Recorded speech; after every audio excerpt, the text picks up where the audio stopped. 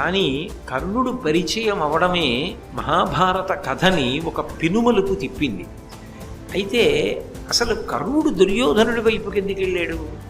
దుర్యోధనుడికి సంబంధించినటువంటి బంధుత్వం ఉన్నవాడు కాడు. పాండవుల వైపు బంధుత్వము లేదని చెప్పడానికి వీల్లేదు.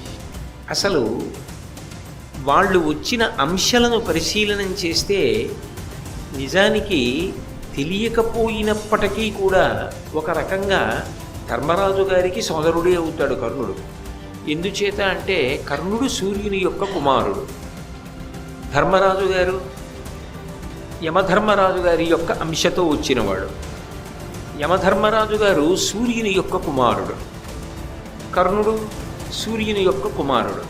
అప్పుడు ధర్మదేవత యొక్క అంశలో వచ్చినటువంటి ధర్మరాజు గారు సూర్యుని యొక్క కుమారుడైనటువంటి కర్ణుడు, వీళ్ళిద్దరూ అన్నదమ్ములే అవుతారు.